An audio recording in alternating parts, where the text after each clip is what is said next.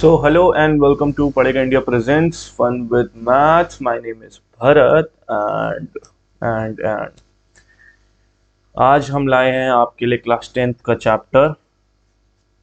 पता है आपको, पता चल ही जाएगा, लेकिन उससे पहले मैं आपसे ये कहना चाहता हूँ, thank you for giving me so much love. अगर आपको ये वीडियोस अच्छी लग रही हैं, हेल्पफुल लग रही हैं, तो please do share it with people and let them know that there is someone who is telling them these things. ठीक है भाई?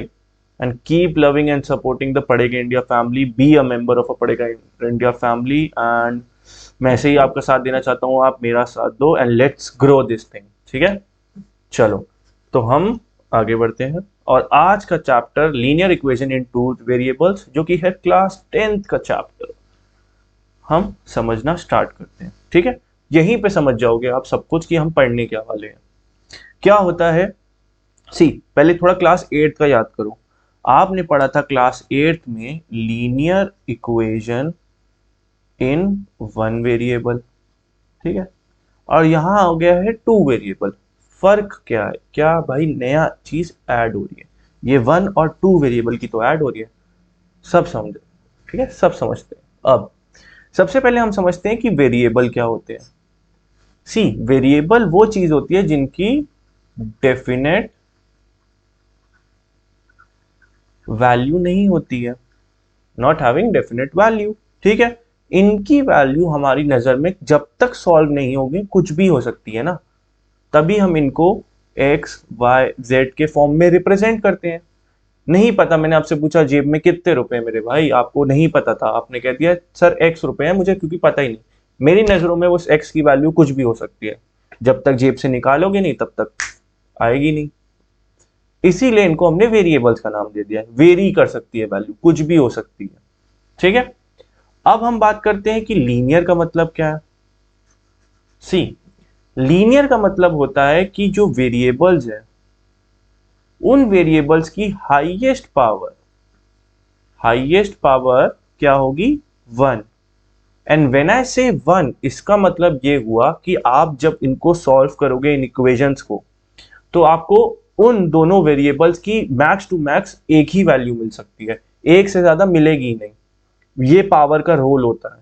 ठीक है, तो पावर क्या दिखाती है? अगर पावर दो लगी होगी, जिसको हम क्वाड्रेटिक इक्वेशंस बोलते हैं, उसमें आपको एक्स और वाई की या कोई भी वेरिएबल दो होंगे उनकी दो दो वैल्यू मिलेंगी। यहां पे हम लीनियर इक्वेशन पढ़ने जा रहे हैं जिसमें एक्स की एक ही वैल्यू मिलेगी ज्यादा से ज्यादा।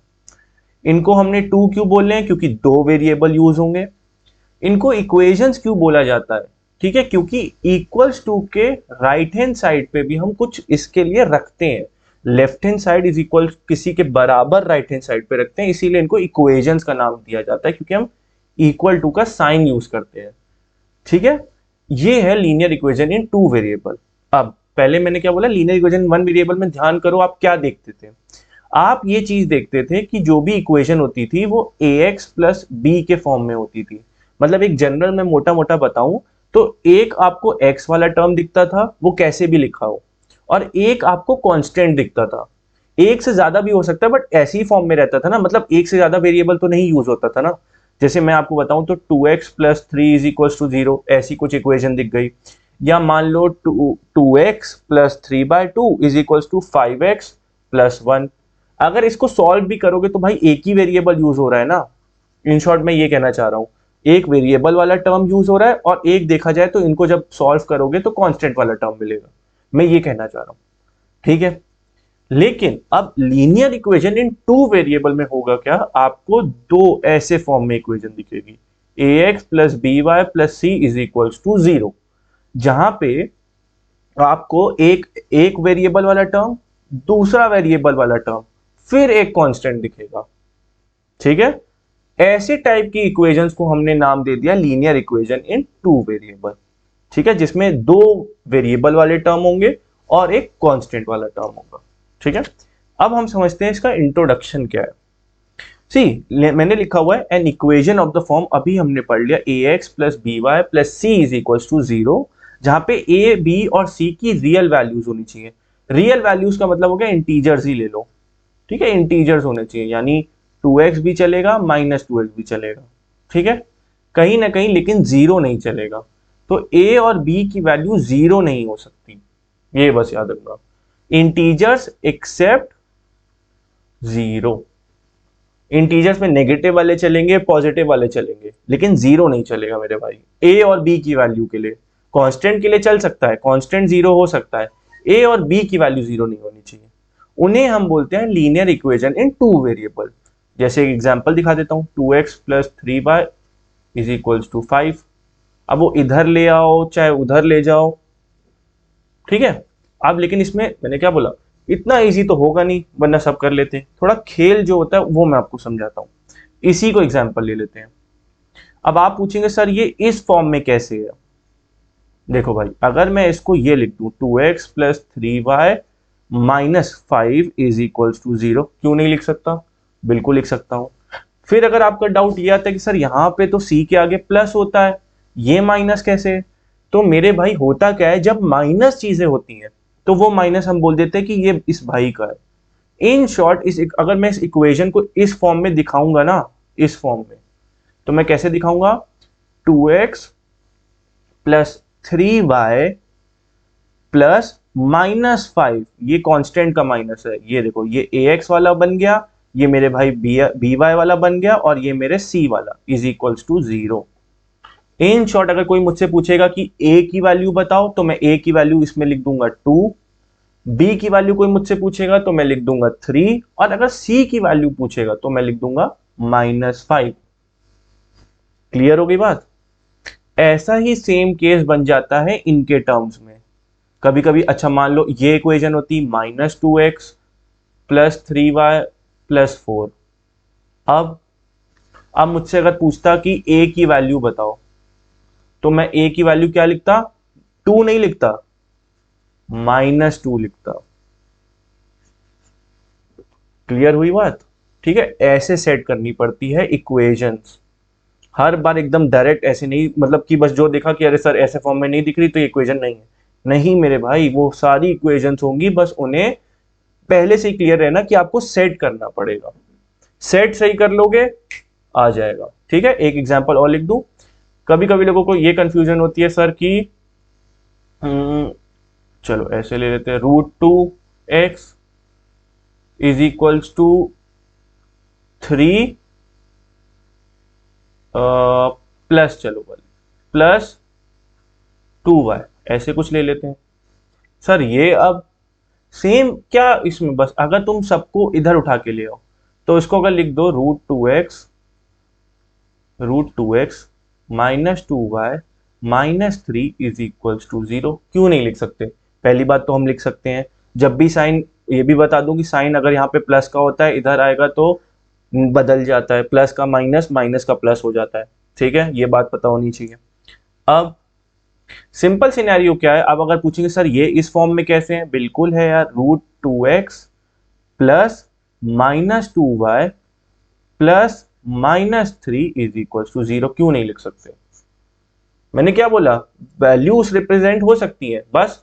अब क्योंकि मैंने यहां पे क्लियर कर दिया था ना कि वो इंटीजर्स हो सकती है वैल्यू, तो अगर आप मुझसे पूछेंगे कि इस केस में x की वैल्यू, a की वैल्यू क्या है, तो मैं बोलूंगा √2।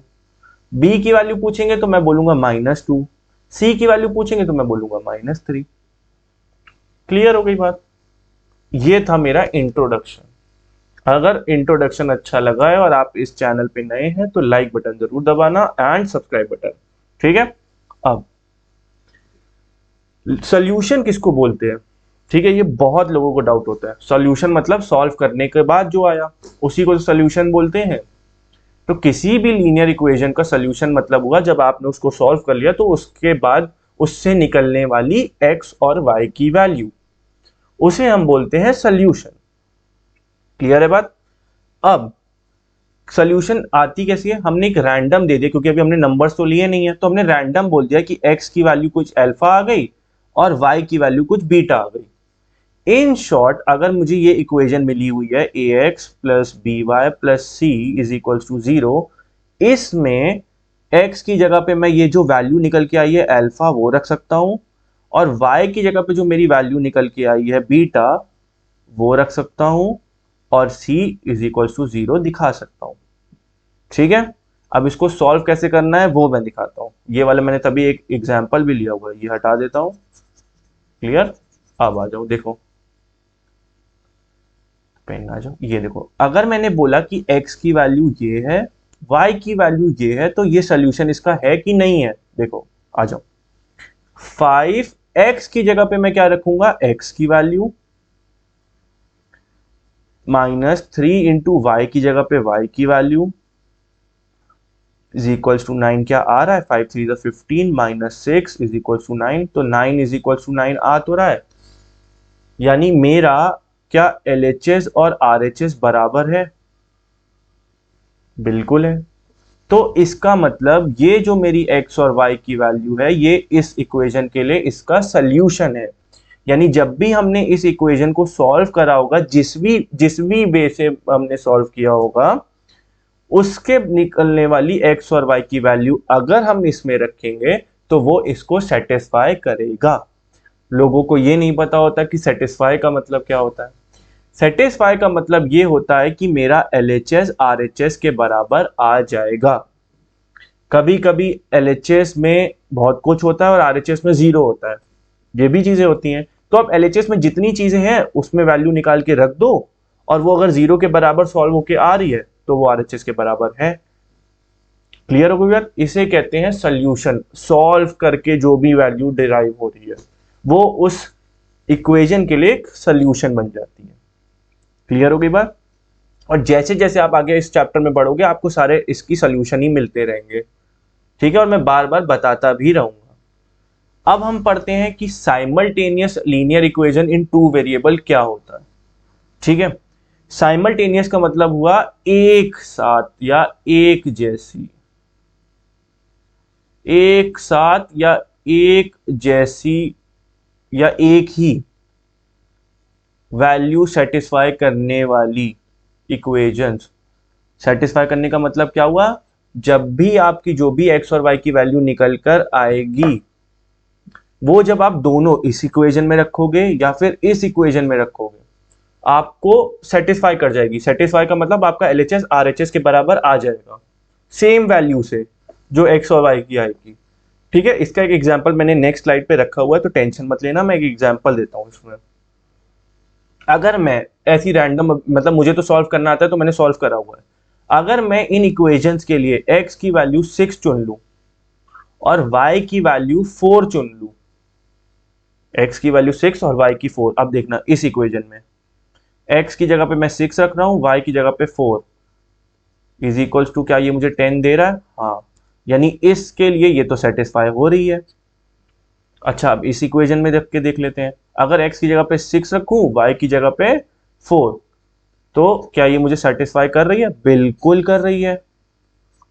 यानी ये जो वैल्यू थी ये दोनों इक्वेशंस को सेटिस्फाई कर रही है।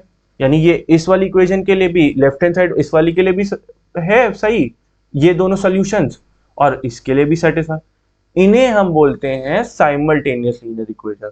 ठीक है, जब दो इक्वेशन जिसमें x और y की अननोन वैल्यू है, फिर भी उससे निकलने वाली जो वैल्यू है वो दोनों को सेटिस्फाई कर जाए, उनको हमने नाम दे दिया है साइमल्टेनियस लीनियर इक्वेशन। इसका एग्जाम्पल क्या है? अगले में एग्जाम्पल भी है। सोल्यूशन दिखाता हूं, देखो, अगर मैं x की वैल्यू 5 रखूं और y की 2 रखूं, ये सोल्यूशन है इन दोनों इक्वेशंस के लिए, तो ये दोनों इक्वेशंस क्या कहलाएंगी? Simultaneous equations. ठीक है, देख लेते हैं, पहले इस इक्वेशन में रख के देखते हैं। 2x plus 3y is equals to 16 ना, तो 2 इंटू एक्स की वैल्यू क्या दी हुई है हमें यहाँ पे? देखो 5 दी हुई है, प्लस 3 इंटू वाई की वैल्यू कितनी दी हुई है? 2 दी हुई है। अच्छा देखें, 10 प्लस 6 इज इक्वल टू 16, यानी 16 इज इक्वल टू 16। अच्छा, इसमें तो सेटिस्फाई कर रही है। अब इस इक्वेशन को देखते हैं, इक्वेशन है x minus 2y is equal to 1। x की जगह पे मैं 5 रख रहा हूं, माइनस 2 इंटू वाई की जगह पे भी मैं 2 रख रहा हूं, जो वैल्यू है भाई उसकी। अच्छा, 5 minus 4 is equal to 1, 1 is equal to 1, ये तो इसमें भी सेटिस्फाई कर रही है। सेटिस्फाई का मतलब क्या हुआ? जब LHS को सॉल्व कर रहे हो तो RHS मिल रहा है, इसमें भी और इसमें भी। इसका मतलब ये दोनों इक्वेशन क्या है, साइमल्टेनियस, इन्हें हम बोलते हैं साइमल्टेनियस इक्वेशंस, जिसमें एक ही जैसी वैल्यू, एक ही जो वैल्यू होती है वो दोनों इक्वेशंस को सेटिस्फाई करा दे। क्लियर हो गई बात? चलो, तो ये था मेरा episode number 1। Wait for episode number 2, 3, 4, बहुत सारे एपिसोड आ रहे हैं, बहुत अच्छे अच्छे आएंगे इस चैप्टर के लिए। मैंने बहुत डिटेल में बनाया है ताकि आपको क्लियर हो जाए, एक एक मेथड भी सॉल्व करना सिखाया है। ठीक है, तो thanks for watching this video. अगर आपको ये वीडियो अच्छी लगी हो तो इसे लाइक, शेयर, सब्सक्राइब करिए एंड बेल आइकन को दबा लीजिए ताकि आप मेरी कोई भी वीडियो मिस ना करें। ठीक है।